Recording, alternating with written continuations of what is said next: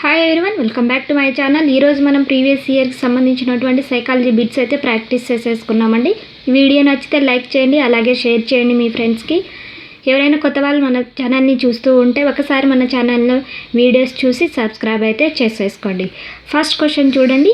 పిల్లల వికాసంలో టీనేజ్గా పిలువబడే దశ ఏమంటారు అంటే పూర్వ కౌమార దశ అని పిలుస్తారండి. టీనేజ్ దశ అంటే పూర్వ కౌమార దశను టీనేజ్ దశగా పిలుస్తారు. నెక్స్ట్ క్వశ్చన్ చూడండి. వికాసానికి కారణమైన ఎన్నో ప్రక్రియలు శిశువులో అంతర్గతంగా జరుగుతూ ఉండి హఠాత్తుగా ఒకరోజు బయటికి కనిపిస్తాయి. ఇందులోని వికాస సూత్రం ఏమిటి అని అడిగాడు. వికాసం అనేది సంచితమైనది అనే ఒక సూత్రం అయితే పిల్లల్లో ఉన్నట్టుండి హఠాత్తుగా ఒకరోజు బయటికి కనపడతాయండి. ఓకేనా. నెక్స్ట్ చూడండి. క్రింది వానిలో మూర్తిమత్వ మూలకం కానిది అని అడిగాడు. మూర్తిమత్వ మూలకం కానిది ఏది అంటే వ్యక్తి విద్యను ఆర్జించే పాఠశాల అనేది మూర్తిమత్వ మూలకం అనేది కాదండి. ఓకేనా అండి. Fourth option. నెక్స్ట్ చూడండి. తల్లి కనిపించకపోతే పిల్లవాడు తన తల్లిని వెతకడం ప్రారంభమయ్యే పీయూజ సంజ్ఞానాత్మక దశ ఏది అంటే ఇంద్రియ ప్రచాలక దశ. అంటే కనిపించలేదని అతని ఇంద్రియాలకు తెలుస్తుంది కదండి తల్లి కనిపించలేదని, కాబట్టి ఇంద్రియ ప్రచాలక దశ అవుతుంది. పీయూజ ప్రకారం సంజ్ఞానాత్మక దశ ఏది అంటే ఇంద్రియ ప్రచాలక దశ వస్తుంది. నెక్స్ట్ చూడండి. రమేష్కు చెట్టుపైనున్న పండు తినాలని ఉంది, కానీ చెట్టు ఎక్కితే పడతానేమోనని భయపడుతున్నాడు. ఇక్కడ సంఘర్షణ అని అడిగాడు. ఇక్కడ సంఘర్షణ ఏమిటంటే ఉపగమన పరిహార అనే ఒక సంఘర్షణ అయితే రమేష్కు ఉంటుంది. నెక్స్ట్ చూడండి. ఒక స్త్రీ పురుషుడు వివాహం చేసుకోవాలనుకున్నారు, కానీ వారి కులాలు వేరవడం వల్ల వారి పెద్దలు వారి వివాహానికి అంగీకరించలేదు. ఇక్కడ వారికి కలిగిన ఆటంకం అడిగాడు.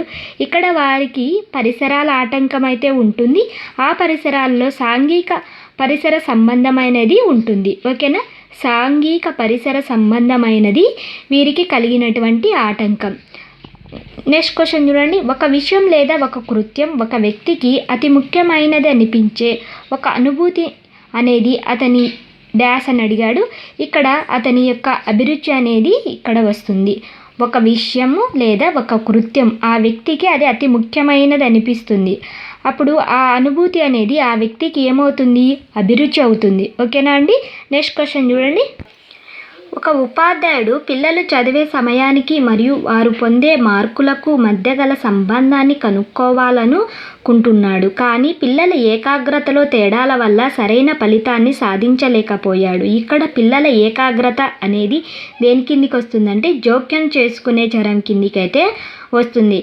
ఏంటి, పిల్లలు ఏకాగ్రత అనేది జోక్యం చేసుకునే చరం కిందికి వస్తుంది. ఎందుకంటే పిల్లలు ఉపాధ్యాయుడు జోక్యం చేసుకుంటేనే కదండి పిల్లలు బాగా శ్రద్ధగా చదువుకుంటారు. కాబట్టి జోక్యం చేసుకునే చరం కిందికి పిల్లల ఏకాగ్రత అనేది వస్తుంది. నెక్స్ట్ చూడండి. ఈ ప్రజ్ఞా సిద్ధాంతం ప్రకారం ఒక వ్యక్తి విజ్ఞాన శాస్త్రంలో మంచి ప్రజ్ఞను కలిగి ఉంటే అతడు గణితం, భాష, సాంఘిక శాస్త్రం, చిత్రకళ, సంగీత రంగాలలో కూడా అదే రకమైన ప్రజ్ఞను కలిగి ఉంటాడు. ఏమిటండి అది? ఏకకారకార సిద్ధాంతం అనే దాన్ని కలిగి ఉంటే అతను విజ్ఞాన శాస్త్రంలోనూ మంచి ప్రజ్ఞను కలిగి ఉండి అతడు గణితం, భాష, సాంఘిక శాస్త్ర, చిత్రకళ, సంగీత రంగాల్లో కూడా అదే రకమైన ప్రజ్ఞను కలిగి ఉంటాడు. ఏకకారక సిద్ధాంతాన్ని కలిగి ఉన్నట్లయితే. నెక్స్ట్ చూడండి. మెడిసిన్ ఎంట్రన్స్కు ప్రిపేర్ అవుతున్న అమ్మాయి తను డాక్టర్ అయిపోయినట్లుగా, మంచి ప్రాక్టీస్ జరుగుతున్నట్లుగా, దండిగా డబ్బులు సంపాదిస్తున్నట్లుగా ఊహించుకోవడం. అంటే ఈమె కల్పితంలోకి వెళ్ళింది కాబట్టి ఇక్కడ మనకు ఏమొస్తుందంటే స్వైర కల్పన. అంటే కల్పితాల్లో ఆమె ఊహించుకుంటుంది కదండి. కాబట్టి ఇక్కడ ఆన్సర్ అయితే స్వైర కల్పన అనేది వస్తుంది. నెక్స్ట్ చూడండి. నోమ్ చామ్స్కీ ప్రకారం క్రింది వానిలో సరి కాని ప్రవచనం అన్నాడండి.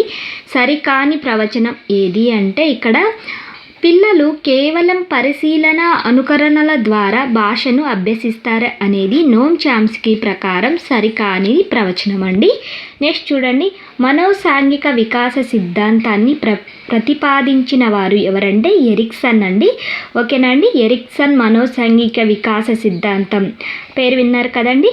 నెక్స్ట్ చూడండి. పరిస్థితికి ప్రతిస్పందనకు మధ్య సంధానం ఏర్పడినప్పుడు సంతృప్తికరమైన స్థితి ఏర్పడితే ఆ సంధానం పటిష్టమవుతుంది. ఇది ఈ నియమానికి చెందుతుంది. ఏ నియమం అండి? ఫలిత నియమానికి చెందుతుంది. ఓకేనా అండి? నెక్స్ట్ చూడండి.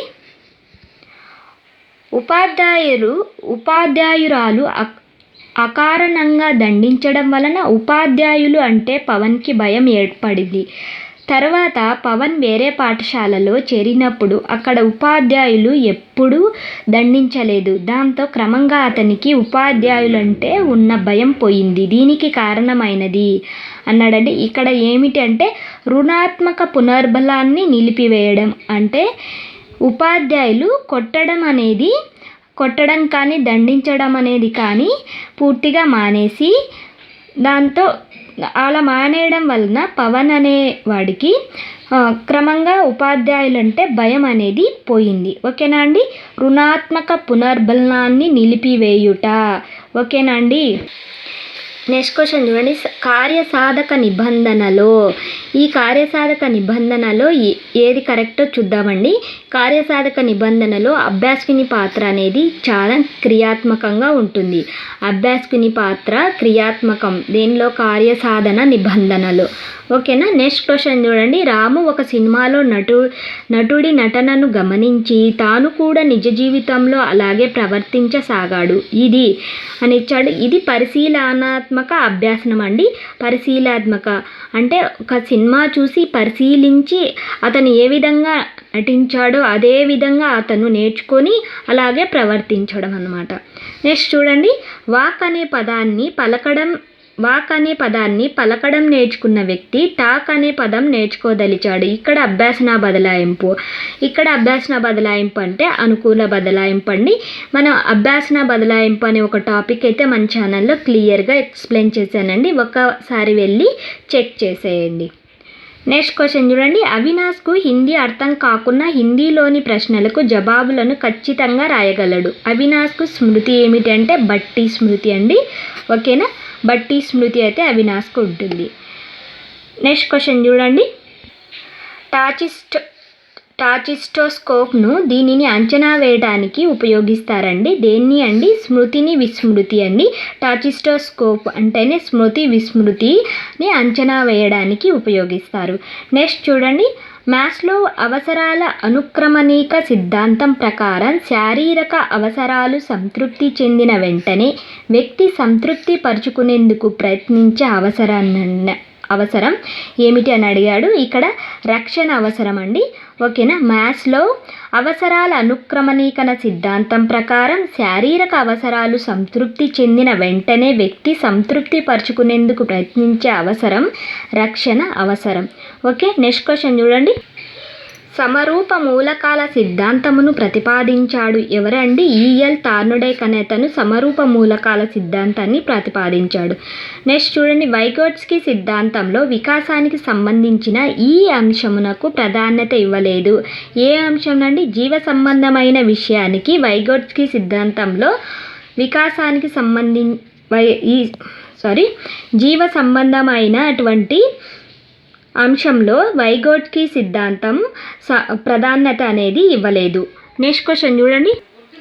కాళ్ళు, చేతులు, భుజాలు, నోరు, ఇతర భాగాల్లో అసంకల్పిత కదలికలతో ఏర్పడే సమస్యాత్మక పరిస్థితి దేనివల్ల వస్తుందండి? ఎథిటోసిన్ అనే ఒక దానివల్ల మనకు ఒక సమస్య అయితే ఏర్పడుతుందండి. కదలికల్లో ఏర్పడే సమస్యాత్మక పరిస్థితులు అయితే ఏర్పడతాయి ఎథిటోసిన్ వల్ల.